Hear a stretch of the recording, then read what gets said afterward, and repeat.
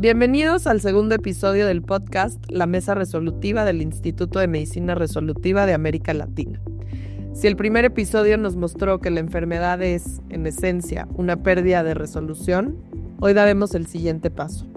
¿Cómo resolvemos? ¿Qué significa realmente activar la resolución en la biología humana?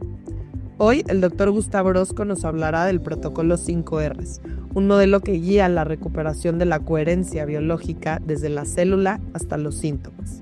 Dr. Orozco, bienvenido. En medicina funcional, muchos profesionales conocemos el protocolo 5Rs enfocado al sistema gastrointestinal: remover, reemplazar, reinocular, reparar y reequilibrar, como una herramienta para restaurar la salud intestinal. Pero usted ha desarrollado una mirada completamente distinta de estas 5Rs, ampliándolas desde la célula hasta los sistemas del cuerpo. ¿Cómo nace este enfoque revolucionario de las 5Rs desde la medicina resolutiva? Bueno, el enfoque de la medicina resolutiva con estas 5Rs nace de la necesidad de poder homogeneizar los conceptos sobre salud y sus mecanismos para lograrlo. Y nace pues de la frecuente interpretación de que, por ejemplo, la regeneración celular se sucede de manera espontánea únicamente colocando a células madre, o que vamos a reparar a un órgano o sistema sin haber removido las consecuencias de la inflamación y oxidación crónicas o el acúmulo de células senescentes en los tejidos corporales. Así que yo no podría, por ejemplo, ni reparar si no puedo remover. Entonces nace de esa idea de que las medicinas aún muy favorables, como la medicina funcional, repito, integrativa, o la medicina regenerativa, se queda corta y no nos da en el clavo de completar el círculo donde los pasos y el timing es muy importante. Hay gente que dice que no es importante qué fue primero, si la inflamación y la oxidación, por ejemplo. Por eso desarrollé estas 5Rs basándome en esa falta de completar este círculo, que yo le llamo círculo resolutivo. Ya no solamente respuesta resolutiva, sino es un círculo resolutivo, porque debe entender que la medicina y la vida en general es un ciclo. De la misma manera que está el ciclo ovárico en la mujer, igualmente la vida es un círculo. Por lo tanto, la sanación, el bienestar es un círculo y nace de que los retos a los que nos enfrentamos, hormonales, nutricionales, todos los días, debe ir de dentro hacia afuera.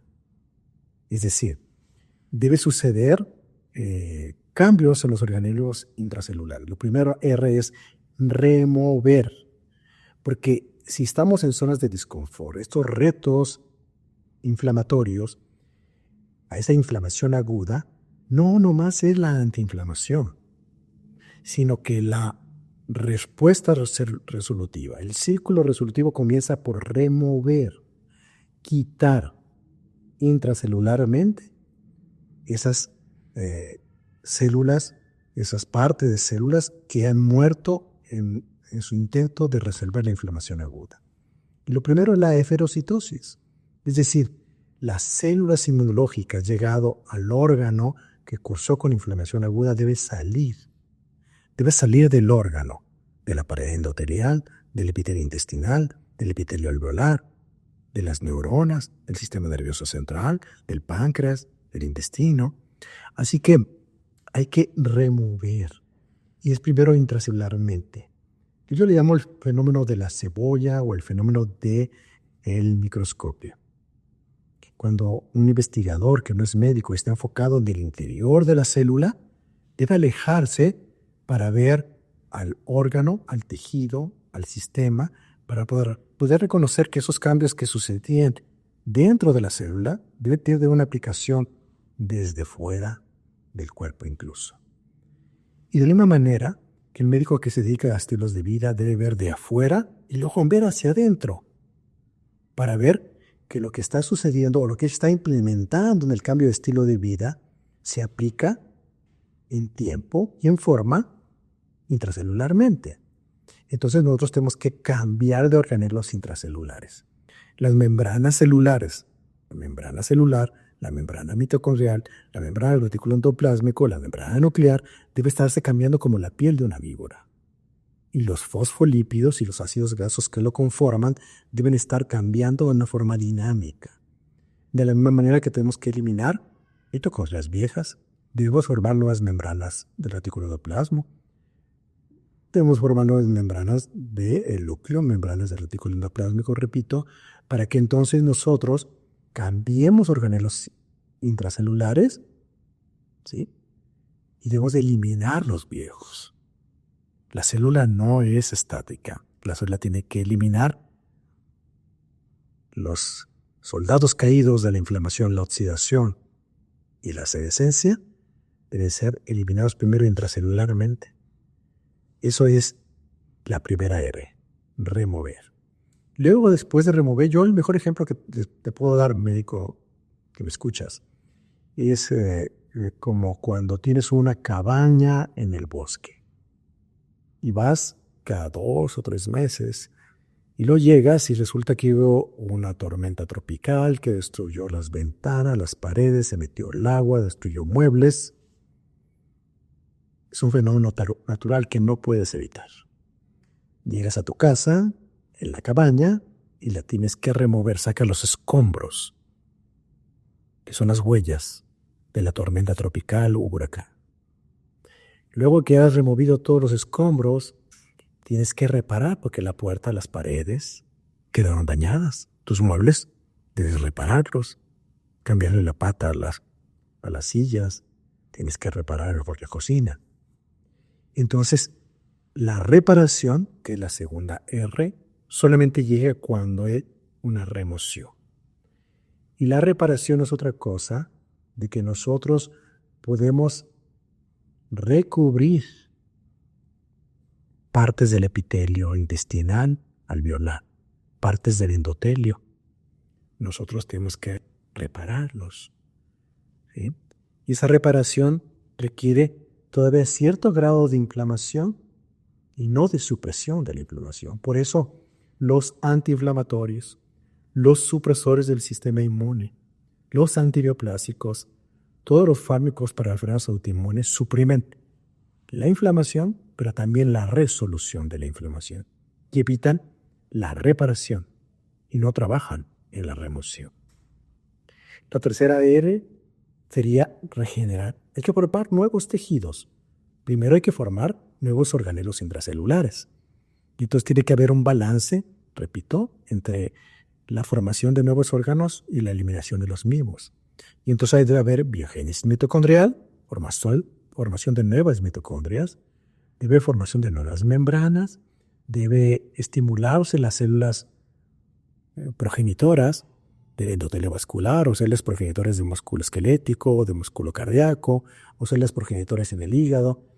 Debe estimularse para formar nuevas células, pero también nuevas partes de células, nuevas membranas y nuevos organelos intracelulares. Y una vez que hemos removido, una vez que hemos reparado, una vez que hemos regenerado, entonces podemos restaurar. ¿Qué es la restauración? Esta es la parte más difícil de comprender. La restauración no es otra cosa de poner a órganos, sistemas, a células listas, preparadas para la nueva agresión inflamatoria, la nueva agresión oxidativa, la nueva agresión hormonal, la nueva agresión emocional que sufren nuestros cuerpos. Es decir, en medicina resolutiva comprendemos que la resolución comienza con la preparación del órgano para la nueva agresión. Basta ya de la medicina que piensa que la verdadera medicina es la ausencia de la enfermedad y que nunca más enfrentemos retos de este tipo, nutricionales, hormonales, emocionales o energéticos. La biología humana y la biología en general no es otra cosa que enfrentar ese estrés primero, mitocondrial, retículo endoplásmico, membranal, para poderlo superar y volverse a enfrentar al siguiente. Es como cuando tienes en casa, una ama de casa hace su lista de cosas por resolver, cosas por efectuar. Y luego en la noche empieza a hacer un checklist y dice, esto ya lo hice, esto ya lo hice, esto ya lo hice, esto lo hice. Se acuesta y duerme muy tranquila. Se levanta en la mañana y empieza a hacer una lista de pendientes, cosas por resolver, y se encuentra con otras 20 o 30 cosas más por hacer. Y dice, ¿cuándo voy a acabar? Y te tengo noticias. Nunca vas a acabar. Y dije, pero esa es la vida. La vida es que estés listo para el día siguiente, que vas a enfrentar estos retos. Y cada vez que lo superes, también tengo un mensaje a ti paciente, a ti médico. Cada vez que resuelves intracelularmente, sistémicamente o en el todo, mejora tu función. Te hace una mejor persona como un todo, un mejor sistema, un sistema bien engrasado, bien alineado, bien coherente, células bien fuertes que cuando llegue el siguiente reto va a ser muy fácil superarlo. Pero esa lista de pendientes, de cosas por resolver, ahí van a estar. Entonces podríamos decir, doctor, que este protocolo 5Rs nos habla de un protocolo a nivel molecular. Y de ahí, ¿cómo pasamos de esta resolución molecular a una resolución a nivel celular? Este es un fenómeno de la cebolla. Entender que lo que sucede a nivel celular, a nivel de organelos, a nivel molecular, se refleja a nivel celular, entre células. Y que ese cambio a nivel celular se manifiesta en sistemas completos, sistema digestivo, sistema cardiovascular, sistema metabólico, sistema inmune, sistema neurológico, y que a final de cuentas esa comunicación entre sistemas se refleja en toda la biología humana o en la biología general. Entonces yo he diseñado las R's, las 5 R's, las 4 R's, perdón, y también tenemos ahora 5C. 5C. Y es que cuando a nivel molecular hemos avanzado, esto se va a reflejar como las capas de la cebolla, a otro nivel, y es a nivel celular. Y la primera C es de cohesión. ¿Qué es cohesión? Cohesión es la integridad de la membrana. La integridad de la membrana epitelial. La integridad de la membrana del endotelio. La integridad en sí de la membrana celular, de la membrana mitocondrial, se refleja integridad de la membrana celular. Lo que yo llamo la hipótesis de las membranas. Hace 25 años propuse yo que en realidad la enfermedad era un síndrome de desconexión. Y la desconexión entre células sucedía por falta de cohesión, de integridad de la membrana. Porque la integridad de la membrana lo que facilita es la comunicación celular. No puede haber comunicación celular si no hay cohesión. Y la cohesión permite cambios vibratorios que hablaremos más adelante, pero la cohesión es el principal requisito. Por eso, cuando hablamos de que hay comunicación celular, pero si no hay integridad, pues no hay fiesta, como decimos. Por eso cuando hablan alguien de nutrición mitocondrial, de nutrición celular, yo siempre digo que cuando alguien habla de nutrición mitocondrial, yo le digo, hay un requisito, debe haber mitocondrias funcionales. ¿Y para qué hay mitocondrias funcionales? Debe haber membranas mitocondriales funcionales, es decir, cohesión membranal. La primera cohesión es la integridad, lo que llamamos anatomía funcional. Si no hay cohesión, no hay función. El prerequisito para la función es la cohesión. Así que la primera C es cohesión. Una vez que hay cohesión, puede haber cooperación. Y cooperación es otra cosa, es ceder mi ego. Yo le llamo el ego intracelular. Es ceder mi autonomía. Es decir, ceder pues, mi egoísmo como célula y cooperar con otras células. Cuando usted ve el estroma vascular, es un grupo de células, como adipocitos, fibroblastos, pericitos, células endoteliales, células inmunes, que coexisten en un microsistema. Y si hay cohesión, puede haber cooperación. Y la cooperación no es otra cosa que ceder mi egoísmo para cooperar con los otros grupos de células que viven en mi microsistema o en mi ecosistema pequeño. Porque me conviene. Porque me conviene. Porque si yo coopero en este sistema o microsistema, el estroma vascular, poniendo ese ejemplo, lo que ceda en cooperar el adipocito cooperará con el fibroblasto. Y si la célula inmune coopera con el adipocito, entonces el endotelio se verá beneficiado. La cooperación no es otra cosa, es ceder mi egoísmo, que usted recordará aquel libro del gen egoísta. Cada célula en su interior que contiene esos genes debe ceder ese egoísmo del gen, lo que yo llamo el egoísmo intracelular o el ego intracelular, que no es otra cosa que es decir, yo voy a hacer lo que mis genes me están predisponiendo. Pero entonces el epigenoma, es decir, los cambios intracelulares que hago como un reflejo de cambios en el estilo de vida, ese epigenoma a la que apela a la resolución es el que domina el genoma, el epigenoma domina el genoma y le dice, vamos a cooperar. Cede tú parte de tu ego intracelular, de tu egoísmo como genoma, porque vamos a cooperar, porque nos conviene a todos los que vivimos en este microsistema. Eso es la cooperación celular. Pero también hay cooperaciones a distancia. Y la cooperación a distancia requiere coordinación. Y la coordinación no es otra cosa donde empieza a ver los ejes.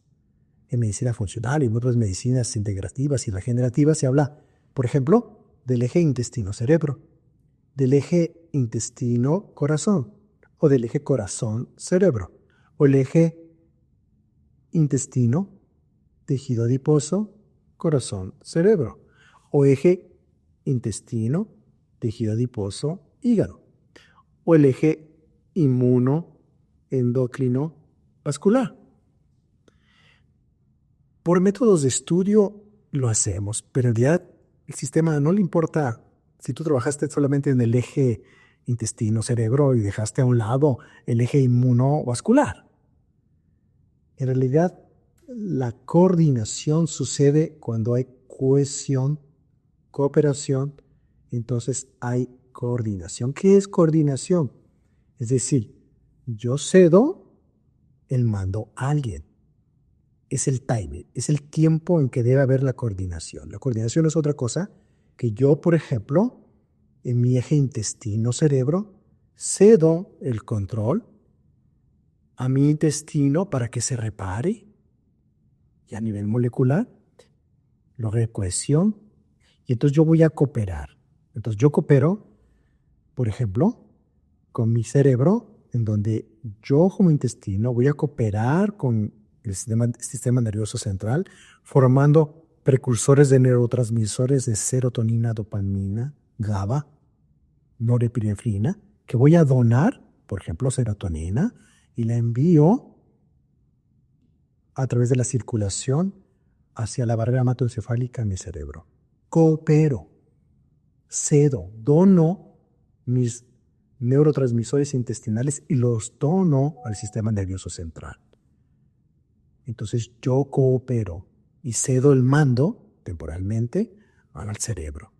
Luego el cerebro tiene que cooperar con el intestino y le puede enviar sustancias reparadoras, como a través del nervio vago, y favorece la capacidad antiinflamatoria, resolutiva, desde el sistema nervioso central, cuando hago yoga, meditación, cuando tengo mis creencias, mi manejo de emociones. Entonces dono al intestino la reparación y la resolución. Lo mismo que el hígado lo hace con el sistema cardiovascular. Yo coopero con el sistema cardiovascular, produciendo menos glucosa, produciendo menos triglicéridos. Luego el corazón tiene mejor salud endotelial, y cuando tiene salud endotelial el corazón, yo coopero con el hígado y manejo menos flujo de sangre y le doy dando oportunidad de que haga desintoxicación. Eso es cooperación celular. Y debe haber coordinación.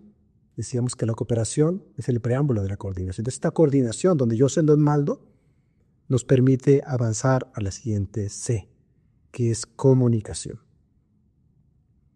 Se habla muchísimo de comunicación celular, pero debe ser una comunicación efectiva.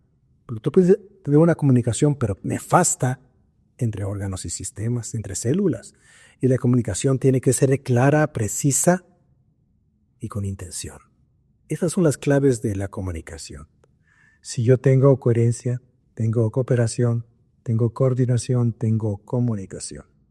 Y esa comunicación tiene comunicación efectiva.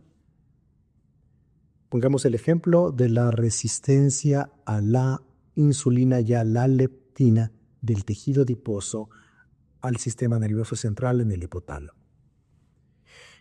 Si no hay una buena comunicación entre las hormonas que produce el tejido adiposo, como leptina, una adipoquina o adipocitocina, esta debe producirse en gran cantidad cuando estamos acumulando demasiada grasa y debe mandar el mensaje hormonal, pasar la barrera hematoencefálica y comunicarse con el sistema nervioso central, específicamente con el hipotálamo, y decirle: demasiada energía acumulada, debe haber saciedad.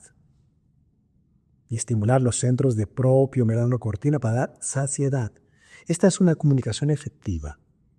En la enfermedad, al no superar los retos agudos, no hay buena comunicación y hay resistencia hormonal, y en este caso, de la leptina que produce el tejido adiposo al sistema nervioso central. Y cualquier señal hormonal bloqueada, la resistencia a la insulina, la resistencia a T3, la resistencia a la leptina, no es otra cosa que esta pésima comunicación. Y esa pérdida de la comunicación tiene un origen celularmente hablando, porque hay pérdida, repito, de la cohesión, de la cooperación, de la comunicación. Entonces, no hay una buena comunicación a final de cuentas. Y la siguiente C es la coherencia. ¿Qué es coherencia? Que toda comunicación celular tiene que tener un objetivo. ¿Cuál es el objetivo de la comunicación celular? Esto es trascendente en lo que muchos han dicho de manera peyorativa cuando yo doy una conferencia, pero ahora todo el mundo habla de esto. Todo el mundo habla de esto, que es que toda comunicación celular tiene que tener una coherencia, un sentido. ¿Cuál es el sentido de la vida? ¿Cuál es el sentido de enfrentar esta respuesta resolutiva? ¿Cuál es el sentido? Debe tener coherencia. Toda comunicación tiene que tener coherencia. Imaginemos, por ejemplo, la comunicación cerebro-corazón. Debe haber una coherencia rápida. Hay una técnica que se llama técnica de HARMAT o matemática del corazón, que la Academia de Control del Estrés de los Estados Unidos diseñó, un programa maravilloso de hace más de 20 años que cooperamos con ellos en la comunicación cerebro-corazón. Ellos hacen algo que se llama coherencia rápida. Es un sistema de cardiofeedback donde se coloca un sensor en la oreja, se pide al paciente que respire profundamente, que tenga un pensamiento, primero sintiendo en su corazón, sus latidos del corazón y la emoción, porque del corazón recibe tanto la emoción como la actividad eléctrica del corazón. Y este debe comunicarse con el sistema nervioso central, y donde el corazón debe enviar más señales al cerebro que del cerebro al corazón.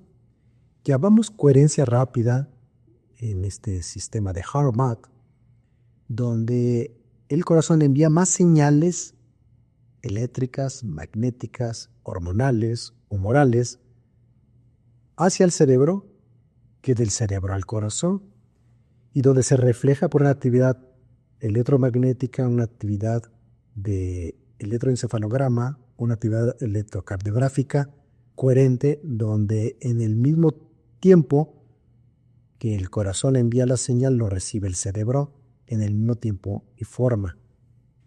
Y se da de una manera coherente esta comunicación. Una comunicación coherente en un sentido, porque el sentido en esta comunicación celular es que el corazón envíe señales emocionales, eléctricas, donde entre en paz, en tranquilidad y tenga un pensamiento coherente. Y la coherencia aparece cuando hay pensamiento de alegría, de comunicación, de felicidad. Y desaparece cuando hay frustración. Así que la emoción reside en el corazón y la coherencia entre estos dos grupos celulares pues debe darse solamente cuando hay, primero, cohesión, para que haya cooperación, haya después coordinación, luego comunicación y finalmente coherencia. A nivel de órganos y sistemas, doctor, usted habla de un proceso de integración que va desde la sintonía hasta la sinfonía. ¿Podría explicarnos estas 3 etapas finales? Siguiendo con el fenómeno que yo llamo de la cebolla, decimos que todo lo que sucede a nivel molecular se refleja a nivel celular. Y todo lo que sucede a nivel molecular se refleja a nivel celular y a nivel del sistema.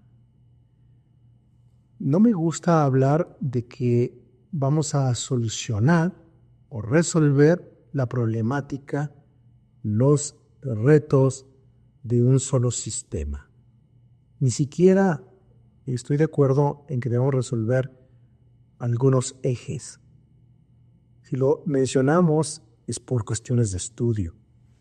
Yo creo, a final de cuentas, de estos 25 años de estudio sobre la biología celular, la biología molecular y el fenómeno llamado inflamación crónica de bajo nivel, es que lo que sucede a un nivel molecular se debe reflejar, si lo estamos haciendo bien en medicina resolutiva, a nivel celular. Lo que se sucede a nivel celular se tiene que reflejar a nivel de sistemas, pero de todos los sistemas al mismo tiempo. Es decir, cuando hablamos de la comunicación intestino-cerebro o corazón-cerebro, o intestino-cerebro, intestino-corazón, o tejido adiposo-corazón, toda esta comunicación celular debe hacerse primero porque debe haber una sintonía. Todos tienen que sintonizar a una vibración cuando estamos en la resolución, en el círculo resolutivo. Si no sintonizamos todos en un momento, la salud y el bienestar no va a suceder. Pensemos a alguien que sufre un accidente en el desierto del Sahara. No hay médicos, no hay nutriólogos, solamente el organismo ante la humanidad. Sufre una lesión, sufre una fractura, queda atrapado entre dos rocas. El sistema, no los sistemas. El sistema, como todo, debe entrar en una sintonía. Y la sintonía es, necesitamos inflamar la rodilla rota, estos huesos rotos en la rodilla de este paciente. Sucede, todos en una sintonía, el sistema inmunológico, el sistema endotelial, el sistema vascular, el sistema inmunológico, el sistema digestivo, el sistema neurológico, todos se sintonizan para producir una inflamación localizada, intensa. Luego tienen que estar, una vez de que se ha limitado el daño, luego entonces tienen que entrar en sintonía para la resolución, la remoción, la reparación, la regeneración. Todos los sistemas sacrifican su función para sintonizarse en la emergencia, en la necesidad de enfrentar ese reto. Eso es sintonía. Y por eso requiere integridad de las membranas. ¿Cómo sucede la sintonía? Por vibración de las membranas mitocondriales, del retículo endoplásmico, de la membrana nuclear, de la membrana celular, a distancia, para que en otros órganos y sistemas se sintonice entre la emergencia, entre el reto hormonal, inflamatorio, oxidativo que tiene que enfrentar el cuerpo. Y luego eso se tiene que hacer con sincronía. ¿Qué es sincronía? Bueno, sincronía es de que al mismo tiempo que yo estoy en sintonía por el evento que estoy enfrentando, un sistema, un órgano a distancia, tiene que hacerlo en el mismo tiempo y con la misma intención. Pensemos cuando ingerimos los alimentos. Cuando yo ingiero un alimento, estoy enfrentándome a un reto nutricional. Si yo estoy ingiriendo alimentos, desde que yo estoy ingiriendo el alimento, mi cerebro tiene que saber que esto está sucediendo para que lo pueda enfrentar. Entonces, por eso es que cuando nosotros tenemos apetito, no hambre, comemos con apetito, y eso nos genera una gran satisfacción desde el intestino, desde el estómago, y envía señales al cerebro de estar felices. Por eso nos sonreímos cuando estamos comiendo nuestro alimento preferido. Al mismo tiempo, nuestro sistema vascular envía toda la sangre hacia el intestino para enfrentar este resto nutricional. Nuestro páncreas está enterado para producir insulina, se produce carbohidratos, por ejemplo. Es decir, cada actividad de los sistemas deben sincronizarse en el momento justo. No solamente estar en sintonía, sino actuar en consecuencia. Eso es sincronía. La siguiente S es sinergia, y esto es fundamental en medicina resolutiva. ¿Qué es sinergia? Es si un sistema trabaja de manera resolutiva enfrentando este reto, va a ahorrar tiempo, energía y va a sacrificar menos función. Se va a esforzar mucho menos para resolverlo. Usted tiene un hígado y va a desintoxicarlo, por ejemplo, y va a meter una terapia desintoxicante. Y va a eliminar algunos minerales, va a hacer quelación, y va a hacer usted aplicar zeolita, va a hacer ayuno intermitente, disminuyendo la carga tóxica, acercándose a su estilo de vida. Y eso que está haciendo usted en el hígado va a ser sinergia con la función cardiovascular. Porque a menos sustancias tóxicas, el endotelio va a funcionar mejor. Y entonces va a aumentar el flujo de sangre mucho mejor al hígado. Le va a dar menos carga tóxica. Porque recordemos que el endotelio vascular, cuando sufre por carga tóxica, va a producir más sustancias, células adolescentes, por ejemplo. Lo mismo el intestino, cuando está trabajando óptimamente, va a ser sinergia porque conforme la carga tóxica sea más baja, el intestino va a trabajar mejor el epitelio intestinal y va a permitir menos paso de sustancias endotóxicas de virus o bacterias. Y al producir menos intestino permeable y menos sustancias tóxicas de hongos, virus y bacterias, menos carga tóxica va a tener el hígado. Sinergia es 1 más 1 no es 2, es 3, es 4, es 5. Fundamental que como sistemas tengamos sintonía, sincronía para que haya sinergia. Y finalmente, ese es un gran regalo de la música, es la sinfonía.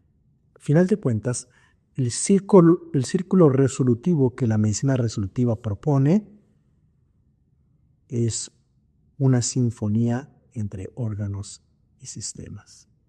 Cuando un sistema está en sintonía, entra en sincronía y tiene sinergia, todos los sistemas trabajan al unísono, como en la música, con una gran orquesta.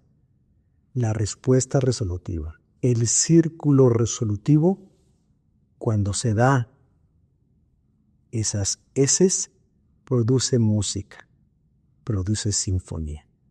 ¿Y qué es sinfonía? Es cuando logramos resolver los retos inflamatorios, oxidativos, hormonales y nutricionales. Y todo trabaja al unísono como sistema. Es aquel momento, tú que lo has vivido, por ejemplo, del deporte, cuando le preguntas a un clavadista que se va a tener un clavado sincronizado de 10 metros con su compañero, y lo hacen de manera sincrónica, y le preguntas tú cuando tiraron un clavado como mis pacientes que he tenido en clavados de 10 metros sincronizados, y le preguntas, ¿cómo lograste pelearte el clavado de más alto grado de dificultad en la historia de los clavados? ¿Qué pensabas mientras te estabas tirando el clavado? Y él te dice, no pensé. Solo sentí que cada célula de mi cuerpo vibraba al unísono, al máximo capacidad, con el mínimo esfuerzo. Y en ese momento, cada célula de mi cuerpo sabía lo que tenía que hacer. Eso es sinfonía en el círculo resolutivo. Eso es medicina resolutiva. Muchísimas gracias por compartir esta visión, doctor. Las 5 R's que nos propone el doctor Orozco no se aplican solo al intestino ni a un órgano aislado, como lo acabamos de ver. Son una manera de acompañar a la biología en su propio proceso de recuperación, restaurando funciones, sincronizando sistemas y regenerando vida desde la raíz. Una forma de mirar la biología como un sistema interconectado que busca, si se le permite, restaurar su propia armonía. El doctor Orozco nos recuerda que la enfermedad no es caos, sino desconexión, y que resolver es volver a integrar, desde la mitocondria hasta el corazón. Gracias por acompañarnos en este segundo episodio. Puedes encontrar más información sobre el Instituto de Medicina Resolutiva de América Latina en nuestro sitio web medicinaresolutiva.org y seguirnos en nuestras redes sociales. Instagram @inst.medicinaresolutiva. Nos escuchamos en el próximo episodio, donde hablaremos sobre el rol vital del omega 3 en la salud cardiovascular.